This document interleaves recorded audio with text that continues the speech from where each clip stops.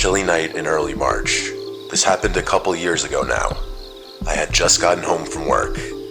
I was working late that night, so it was close to midnight by the time I walked through the door. I was beyond exhausted. I wanted nothing more than to crack open a freezing cold beer and throw my feet up on the couch. So that's exactly what I did. Alcohol always tastes better after a hard day's work. I didn't even turn on the TV immediately. I just sat there on the couch with my eyes closed and my feet elevated, trying to ignore the nagging thoughts about how stressful my life was. I remember getting frustrated while flipping through the channels because nothing was catching my eye. After sifting through for another few minutes, I ultimately gave up and opted to enjoy my beer in silence. Like everything else in my life, peace and quiet was apparently too much to ask for, because not 10 seconds later, all the lights in my house simultaneously shut off. You know that slightly fuzzy popping sound that comes a split second before everything shuts off? Yeah, there's nothing I hate more than hearing that noise. For whatever reason, our house had a tendency to lose power every so often. Now that I think about it, it still does. Anyway, my first reaction was to step outside and see if any of the neighboring houses were affected. I stepped outside and shut the door behind me, trying to preserve any heat that I might not be able to get back should I fail to restore the power.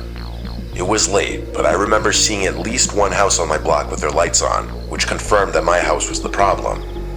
I closed my eyes and took a deep breath, knowing that this headache would definitely spoil whatever pleasure I was hoping to salvage from the night. I turned back to go inside, but when I turned the handle on the front door, it wouldn't budge. I froze, confused at first. I tried the handle a few more times, but it was definitely locked. What the hell was going on? I banged on the door and called my wife's name, thinking maybe she had woken up without me realizing. There was no answer.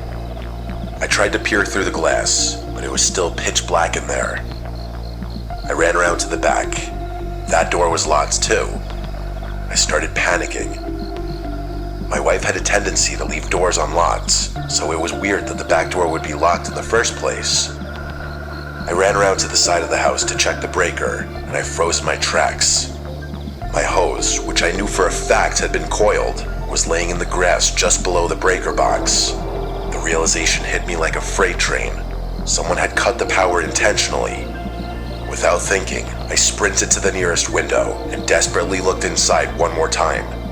This time, I was able to make out two flashlights swinging around wildly in the dark, as if two people were rummaging through my house. They were. I knew they were stealing shit. I was infuriated. The nerve of someone to do this while I was literally home. I reached into my pocket to call the police, only to realize that I had left my phone on the couch. After cursing under my breath, I told myself I'd just run to the neighbor's house and borrow his phone. As I started making my way to the nearest house, another more sinister thought hit me. My wife was still inside. She was probably asleep, vulnerable to whoever was in the house. I couldn't leave her there, even for another minute. I sprinted back to my house and frantically grabbed some loose rocks from the yard. I started chucking them at our bedroom window, hoping to wake her up. After the third rock, she opened the window. Before she had a chance to say anything, I quietly told her what was happening and instructed her to hide in our closet. Her head disappeared immediately. She didn't ask questions. I then sprinted to my neighbor's house and banged on the door. I explained what was going on as quickly as possible, and then I used his phone to call the police. I waited on his porch, praying that my wife would be okay. The police eventually arrived, and I ran out to one of the cars, explaining the situation as best I could. They barged into the house, but by then, it was too late. The back door was wide open, and whoever had broken in was gone, with too many of our valuables to count. My wife was more shaken than I was, and understandably so. What she told me and the police made me angry at myself for not doing a better job at protecting her. To this day, I'll never forgive myself for leaving her in the house with potential murderers. Apparently, mere seconds after I instructed her to hide, she heard someone kick the bedroom door open. The person walked into the room and cocked a gun. He stood there motionlessly for a few seconds, clearly listening for anyone in the room. She said she had never been more terrified in her entire life. I believe the intruders heard me throwing the rocks at the window. The scariest part is that we still live in this house, and we're not planning on moving out anytime soon.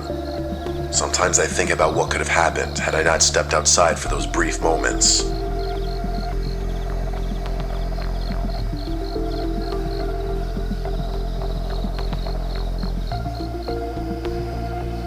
I've always lived in the shadow of my older brother. I'm not bitter about it, but it's just been the truth. He's got a successful business, and I've been trying to replicate that for the better part of 6 years now. I recently moved back in with my parents to try and find some footing. Going back home definitely felt like a step backward, but I didn't have many options. I was staying in the basement to keep out of their way as much as I could. It wasn't too bad down there. It was almost like a mini apartment.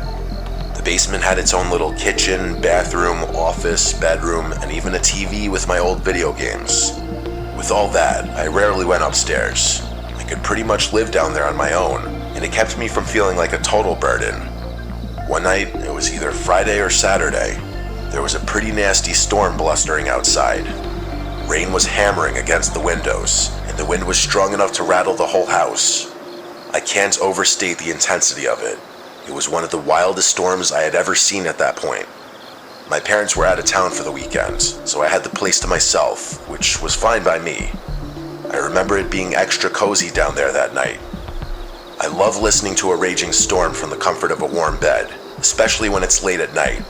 There's something about hunkering down inside during a chaotic storm that really eases my mind.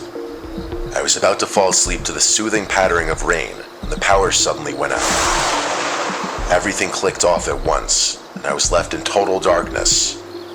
I groaned, annoyed at the inconvenience. I figured the storm must have knocked out the power, and for a second I thought about going to check the breaker, but I didn't feel like dealing with it. Not with the storm raging outside. Besides, I was about to go to bed anyway, and I didn't really know where the breaker was to begin with. I figured I'd just wait it out and deal with it in the morning. As I lay there, trying to get comfortable again, I heard something. A loud, unnatural thud against one of the basement windows. It sounded heavy, like something had hit it hard. My first thought was that maybe a branch had come loose in the wind or a tree had fallen, but the sound was sharp and deliberate, not like anything I'd heard before. As lazy as I wanted to be, I couldn't ignore a fallen tree. That was a bit of a step up from a simple power outage. Reluctantly, I got out of bed and grabbed my phone, using the flashlight to make my way over to the window. The basement was pitch black, and the only sounds were the rain pelting the glass and the low rumble of the thunder outside. I remember rubbing fuzzies out of my eyes to try and wake myself up a little bit. I held my phone up to the window, squinting through the glass, and nearly died from my heart stopping right there. There was a man's face pressed up against the window, and he was staring in at me. His eyes were wide, his skin pale and drenched, and for a split second, he made direct eye contact with me. As soon as he saw me looking, he moved away from the window. I stumbled back, almost dropping my phone in shock. What the f*** had I just seen?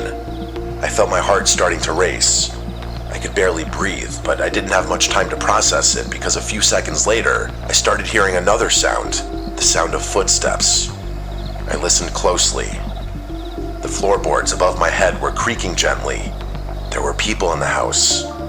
Between what I had just seen and what I was hearing, I was on the verge of losing it. I was home alone and my house was literally getting broken into. On top of everything, one of them knew I was in the basement. I couldn't think clearly with how severe the situation was. Everything was happening so fast, but I had no choice but to act. I quickly checked my phone, ready to call the police. But then I remembered that power outage had knocked out the Wi-Fi, and with no cell service in the basement, I was trapped down there, totally cut off. I knew I couldn't just sit around and wait for these people to do whatever they'd come to do. I tried to calm myself, thinking through my options. I couldn't let those strangers just roam around my house, but I definitely didn't want to confront them head on. I was literally stuck in a lose-lose situation. I decided I'd try to sneak upstairs, skip out the front door quietly, and then call the police once I was outside. I didn't have another choice. Keeping my footsteps as quiet as possible, I made my way up to the basement stairs. I still remember the pure fear of that moment. You never know how your body's going to react to something traumatic until it happens. When I reached the top, I peered around the stairwell. My heart sank because I saw 3 figures with flashlights moving around my pitch black house. I watched them for a few seconds, literally petrified. One of their flashlights panned across their body just long enough for me to make out what one of them was carrying. It was a gun. I froze. Every muscle in my body was tense. I didn't move. I just watched as they murmured to each other in low voices. That's when I heard one of them say something that escalated the situation even further, if that was even possible. In a calm, almost casual voice, one of them said, "Alex is in the basement, go find him." I can't describe the terror I was feeling. How the f*** did he know my name? I backed down the stairs as quietly as I could, trying to keep my breathing steady, but inside, I was losing my shit entirely. I knew I didn't have much time. They were coming for me, and I had no idea what was going to happen once they found me. I looked around frantically, considering potential hiding spots. There wasn't time. I needed to get the hell out of there in the next minute, or I was going to die. The only possible way out was through one of the basement windows, but they were all sealed from the inside. I had no other choice.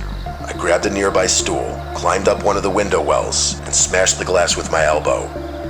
Shards of glass flew everywhere, but I didn't care. I scrambled through the broken window, pulling myself out into the rain. I felt the cuts all over my body, but I didn't have time to register the pain with the adrenaline and fear coursing through my veins. The downpour soaked me instantly, and I ran through the mud, trying not to slip. Once I was a safe distance from the house, I finally got a signal and called the police. I remember my hands shaking so hard I could barely hold the phone. By the time the police searched the house, whoever had been in there was long gone. So much stuff had been stolen, I'm not even going to bother listing everything that was taken. The power outage had been intentional, no surprise there. My parents were livid and threatened to kick me out of the house. I basically had to beg them not to, insisting that there was nothing else I could have done. They eventually calmed down, but I'm still pretty shaken by the whole ordeal. I still have no idea who those people were or how they knew my name. I hate thinking about what might have happened had they found me.